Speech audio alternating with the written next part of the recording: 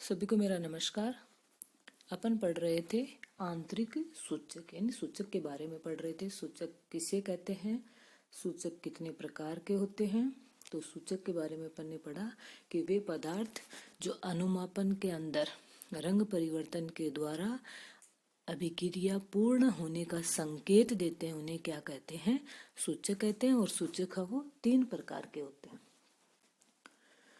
स्वयं सूचक, बाह्य सूचक और एक आंतरिक सूचक। अब पढ़ रहेंगे जो आंतरिक सूचक है, इंटरनल इंडिकेटर है कि सूचक, इंटरनल इंडिकेटर सूचक है वो ऑक्सीकृत और अपचयित अवस्थाओं में अलग अलग कलर के होते हैं। तो ये एक, और ये जो रिवर्सिबल रिएक्शन है उनमें यूज लिए जाते हैं। तो ये बताया है कि देखो, रिवर्सिबल रिएक्शन जब होगी, एक का ऑक्सीकरण हो रहा है, दूसरे का अपचयन हो रहा है, और इस अभिक्रिया में जो सूचक है उसका भी ऑक्सीकृत और अपचयित अवस्थाओं में रंग क्या होता है, अलग अलग होता है। अनुमापन में अंतिम बिंदु के समीप होने वाले ऑक्सीकरण विभव में परिवर्तन के साथ इन रेडॉक्स सूचकों का ऑक्सीकरण या अपचयन होकर इनके रंग में क्या हो जाता है, परिवर्तन हो जाता है। एग्जाम्पल के लिए बताया कि फेराइन जो सूचक है Fe C12H8N2 का होल थ्राइस 3+, जो ये फेराइन है, ये सूचक है ऑक्सीकृत अवस्थाओं में कैसा होता है, हल्का नीला। ऑक्सीकृत अवस्था में यहाँ आयरन +3 ऑक्सीडेशन स्टेट में है, हल्के नीले रंग का होता है। लेकिन जब ये अपचयित हो जाता है, आयरन +3 से +2 में कन्वर्ट हो जाता है फेराइन का, उस कंडीशन में इसका रंग है वो हल्के नीले से कैसा हो जाता है, लाल हो जाता है। तो इंडिकेटर का जो रंग है वो हल्के नीले से लाल में परिवर्तन होना क्या दर्शाता है, अभिक्रिया का पूर्ण होना। और वो जब लाल कलर हो जाता है तो एंड पॉइंट नोट कर लेते हैं। चूंकि रेडॉक्स सूचकों का रंग परिवर्तन एक निश्चित विभव पर ही होता है, अतः किसी विशेष अनुमापन हेतु योग्य सूचक वह है जिसका रेडॉक्स विभव अंतिम बिंदु के रेडॉक्स विभव से क्या करता है, मिलता है। यानी ये विभव पर, निश्चित विभव पर आधारित है। एक निश्चित विभव होता है जिसके ऊपर ही, वोल्टेज पे ही इसका रंग परिवर्तन होता है। इसके कारण जो अपने को क्या करना पड़ता है, रिएक्शन जो भी जिनके बीच टाइट्रेशन करवा रहे हैं उनके विभव के अनुसार ही सूचक का क्या करना पड़ता है, सिलेक्शन करना पड़ता है।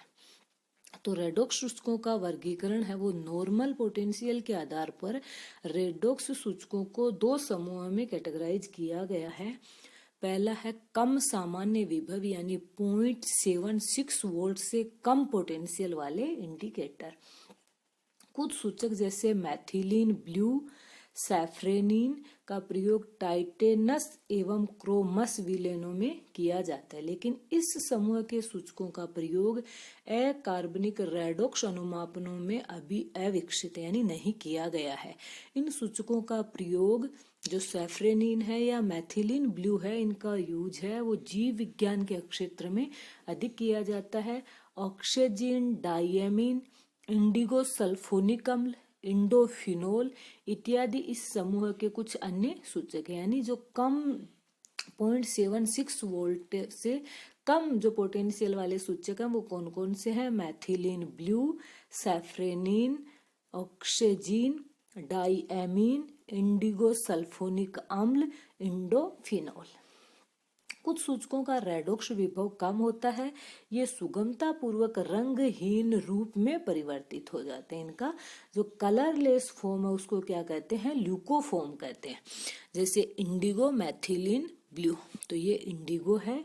इंडिगो जब ऑक्सीकृत अवस्था में है, फिर इसका अपचयन किया गया हाइड्रोजन को जोड़ करके, तो ये इसका क्या हो गया, अपचयित रूप है।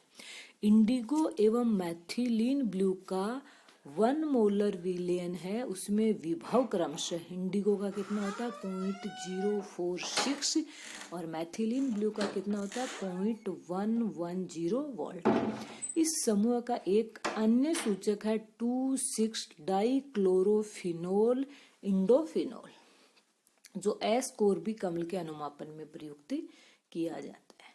अब है सामान्य जो विभव है उससे ज्यादा विभव वाले, यानी 0.76 वोल्ट से, यानी पहली जो कैटेगरी है उसमें वो भी सूचक रखे गए हैं जो 0.76 वोल्ट से कम पोटेंशियल पर यूज में लिए जाते हैं। सेकंड कैटेगरी में उनको रखा गया है जो 0.76 वोल्ट से अधिक पोटेंशियल जो रिएक्शन में जो विभव होता है, रेडॉक्स विभव, उनमें यूज में लिए जाते हैं। इस समूह के सूचकों को निम्न प्रकार से विभाजित किया गया: डाइफेनिल एमीन एवं इसके डेरिवेटिव, ट्राइफेनिल मैथेन रंजक, ऑर्थोफिनेंथ्रोलिन एवं अन्य संबंधित संकुल, अनुत्क्रमणीय रंजक जैसे पैरारोसेलिन, मैथिल वोयलेट इत्यादि। कुछ विशिष्ट तथा अकार्बनिक निकाय इनऑर्गेनिक जो सिस्टम है जैसे नेफ्थिडीन एवं तथा डाइमैथिल नेफ्थिडीन, सिलीनियस अम्ल, फोस्फोमोलिब्डिक अम्ल, ओस्मिक अम्ल।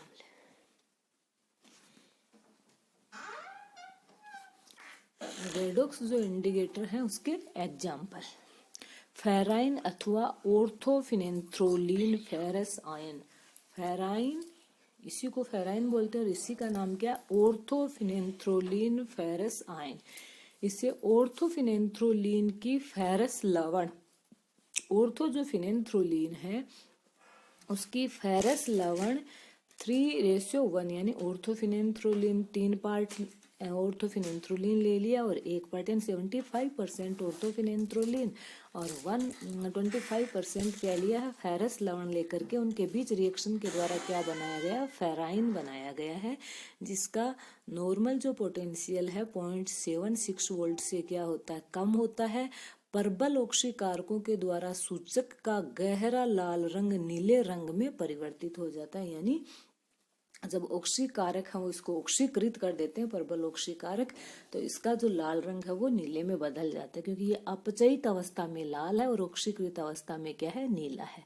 तो ऑक्सीकारक इनका ऑक्सीकरण करेंगे तब तो ये कलर, और अपचयक अगर अपचयन करेंगे तो इनका नीले से कैसा हो जाता है? लाल हो जाता है। फेरोइन में रंग परिवर्तन तीव्र होता है एवं इसका विलयन स्थायी होता है। दूसरा है डाइफेनिल एमीन। ये रहा डाइफेनिल एमीन। डाइफेनिल बेंजीडिन जो कि कलरलेस है। डाइफेनिल एमीन का सांद्र सल्फ्यूरिक अम्ल में विलयन रंगहीन होता है। इस विलयन में जब कोई ऑक्सीकारक अभिकर्मक डाला जाता है, ये डाइफेनिल बेंजीडिन है जो कलरलेस है, इसका सल्फ्यूरिक अम्ल में बना हुआ जो सॉल्यूशन है वो भी क्या होता है? कलरलेस होता है। और जब कोई ऑक्सीकारक जो रिएजेंट है वो इसमें डाला जाता है तो डाइफेनिल एमीन का रंगहीन क्या बन जाता है? डाइमर बन जाता है। डाइफेनिल एमीन का कलरलेस डाइमर बन जाता है, जो पुनः ऑक्सीकृत होकर के गहरे रंग का डाइफेनिल बेंजीडिन वोयलेट बनाता है।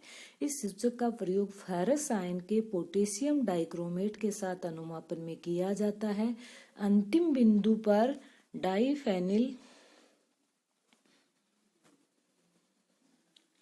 बेंजीडिन वोयलेट बनने के कारण गहरा नीला रंग उत्पन्न होता है। pH 7 यानी न्यूट्रल जो पॉइंट है उस पर इसका सूचक रेडॉक्स विभव 0.76 वोल्ट होता है।